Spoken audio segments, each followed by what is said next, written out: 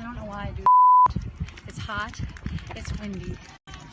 I'm on mile 70.3, and this is some. Well, then you only have 0.3 miles. Tim's gonna have to do some serious editing to this. Hi there, and welcome to episode number 2 of Toni Does Chattanooga. It's way less weird than you think. We're here to talk about Toni Daniels' race to Ironman Chattanooga. Wow, we're so excited, and we can't wait to talk about this a little bit more because we had so much fun the first time. If you don't remember things that we recapped, we talked a little bit about how Toni balances things, which is very tough with all the training and the time she's invested. We learned that she can do more push-ups than me and anyone sitting at a time. That was the most important part of that. Which if there's one thing to pull out of the whole episode 1 of T to C, it would be that. So here we are, episode 2, just 90 days from her Ironman. Wow, we can't wait. 3 months. Isn't that intimidating, Toni? You know, there's a lot of great feedback from episode number 1, which aired exclusively on GHG Connect. Great stuff. And we had some questions come in from some listeners and viewers from around the country. And Samantha in Palo Alto, California, wants to know, hey, Toni, what does your day look like when you're training for Ironman? Well, it depends on the day. Generally speaking, I start my day out with a workout. So I get up 5:30 in the morning. I have this weird routine, though, where I need to have a cup of coffee, have a yogurt, and I watch some really trashy reality TV. What's your go-to? Housewives, like Real Housewives. Which city? I watch all of them. I'm a New York. I'm a Real Housewives of New York kind of guy. I'm in New York right now, but I also like Southern Charm, and they expanded the franchise. I haven't seen Southern Charm. It's a good one. Jennifer from Las Vegas, Nevada wants to know, how many hours per week do you train for your Ironman race?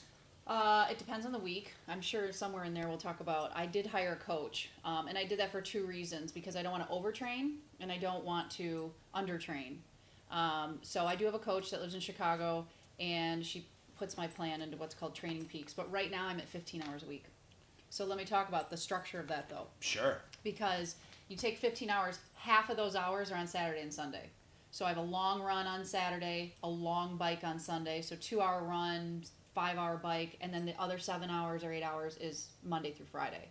So it allows me during the week to work out like somewhat of a normal person. Sometimes I have 2-a-days, but yeah, that's 15 hours. I'll max out at 20 hours a week as we get to the 6 weeks before the race, in about a month from now. Christopher from Winnipeg, Manitoba wrote in, hey, Toni, what's the hardest part of juggling family, training, work, etc.? Yeah, that etc. Guilt. That's the true answer. Like I always feel guilty. So because of the kids, and they've got summer activities or school, when school's in session, they just got out. So making sure I'm spending enough time with everyone. Make sure I'm not shortchanging you at work, Joe, especially you. We wouldn't want that now, yeah. would we? So just I'm constantly cognizant of when I'm choosing to train, so I don't impact my family and my work family. When normal people feel guilty, they eat a pint of Ben and Jerry's. I do. It feels selfish sometimes. Truly, doing an Ironman feels selfish. What are you getting out of me doing an Ironman? Nothing. Honestly, you're out of the office a little bit more than usual. Hey, HR, that's not true. That was a joke. Well, here's a terrific question that everybody wants to know. This one's actually from Joe in Kalamazoo. Oh. He wants to know, because he's kind of a foodie, he wants to know, what do you eat when you're training for an Ironman? Besides anything and everything, because I've seen you in action when you're training, and you can smash, and it's great. Yeah. So my favorite go-to right now is donut holes. So I love Tim Hortons donut holes and lattes, because I do ingest more caffeine than normal because I'm so tired. But I can smash. You've seen me on many occasions. I have. So here we are. We're 90 days out from the race. The anticipation is absolutely tearing us apart at the seams. I mean, we can't wait for this race in Chattanooga. I know you can't. I know I can't, because then you'll stop talking about it. No, it's because I'll be out of the office for a week. That's true. Recovering. Best week ever. Just like, when is she leaving? So, you've run in an Ironman before? Yes. What does it feel like crossing the finish line? Ooh, that's a good one. See, I still get chills every time I'm asked that question. I'm trying to put that into words. It is one of the most exhilarating, exhausting, emotionally draining, because you have it when you get to a certain point in this race. And for me, it was mile 22 of the marathon, which is mile 136 of the entire race, where you look at the curb and you think, I'll just sit for a second. I'll just one little second. I'll take a load off. Bad idea. So you don't want to do that. And you start to like get a little, I get nauseous, my stomach gets funky, and so when you hit that 2 miles left, you're like, I don't know what happens, but that adrenaline kicks in. It's that X factor they talk about. It is this amazing sense of accomplishment that is very hard to put into words, other than when I crossed the finish line. It was one of the best days of my life, and we saw in the last video a picture of me, and I'm an ugly crier. But Yes. but I'm bawling. And the only thing that I really truly want to do is hug my husband and my kids, especially my husband, because Mike gets it. Like, he's done these before, so he knows emotionally what goes into it. Because I got to keep it together for 14 hours, and I'm by myself for 14 hours. But I think of all of you, Joe, and our fun times and laughter. Through this point of the day, I hadn't had my daily quota of cliches, so I'm glad that you just answered that question for us. So I think we're good for the next day or 6. So you're alone, 14 hours. Kind of sounds like Saturday in my house. But what do you think about during those races? Well, I should mention that I have 17 hours to complete the race, just as an FYI. Oh. And each discipline, swim, bike, run, has a time cutoff. So if I don't hit those cutoffs, they yank you from the course. Yeah, my favorite part of this whole thing is when you answer the questions I don't ask. Right. Well, I should back into it. Sure. What do I think about? I think about gratitude. I'm thinking about all the people that helped me get there. All the support I have, whether it be obviously my family, which I mentioned, my parents, all of you at work, especially. I think you all get, besides my husband, get the brunt of it because we spend so much time together. So I'm thinking of those thank yous. I think the triathlon club I'm a part of. There I have a lot of support there. So it's a lot and gratitude keeps you in a positive headspace, and that's really where you need to be for 14 to 17 hours in a positive.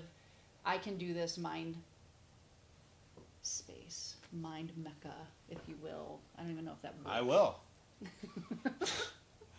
What are you going to do on the day that I'm in Chattanooga? What are you going to do for the 14 hours I'm out there sweating my ass off? Probably try to find a cheap tea time somewhere local. Now we're at our rapid fire portion of our segment where we ask Toni questions and she gives us answers in a quick manner. And if she uses any more than about 5 or 6 words, we're just going to cut her off and we're going to go to the next one. I like that game. So figure it out, answer the questions concisely, or you're getting cut off. And we're not even like the Oscars. We don't have playoff music. We're just going. We're just going to the next question. I like a good game. Question number 1. How do you find the time to train for an Ironman?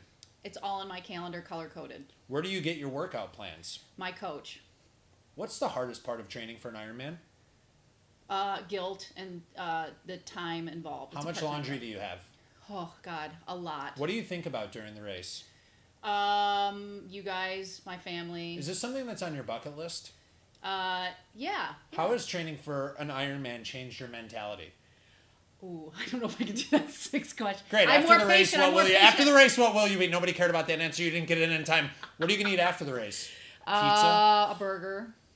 What's your worst training story? When I decided to urinate. What during keeps the you marathon motivated? myself.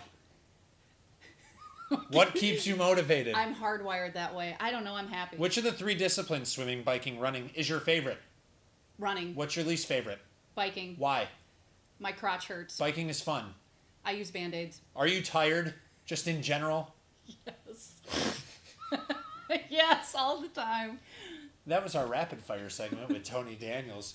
Thank you so much, GHG. That was fun. Thank you so much, GHG, for tuning in to episode 2 of Toni Does Chattanooga. If you missed episode 1, you're going to want to watch that to give you a little bit of context about where we're going moving forward. There was a cliffhanger. And don't forget that you can log on to ghgconnect.com. All you have to do is remember your password, which is your maternal grandmother's first name, the city they were born in, and the name of the first street that you grew up on. What's the name of the first street you grew up on? I lived in a small house in Royal Oak, and I don't know the street name. You better ask Judy Roberts. Don't bring my mother into this. I love your mother. Thanks for watching. It's time for everybody's least favorite part of the show, Toni and Joe's push-up competition. Toni won round 1, but don't worry, I haven't been working out, so I really like my chances in round number 2. You're not working out 15 hours a week? Okay. And on your marks, you have such a wide base. On your marks, get set, go. Is that supposed to be a compliment? I don't know. That I have a wide base? Pull in your abs, suck your belly button to your spine. Nice job, Joe. Look at us on sync. That's right. Breathe out. Are you counting yours? No, are you counting? Or is it just whoever goes the longest? Well, yeah, isn't that the point of a push-up contest? No, I thought it was number. You can't pause. You gotta keep going. I shouldn't have paused. It affects me. I think I did better than last week. I think so. But I'm still not having fun. I thought triathlons are fun. They're fun when you cross the finish line. Ew. This is awful. Come on, Joe, rep it. I tried. You tried. I'm 0-2 now. I've lost both.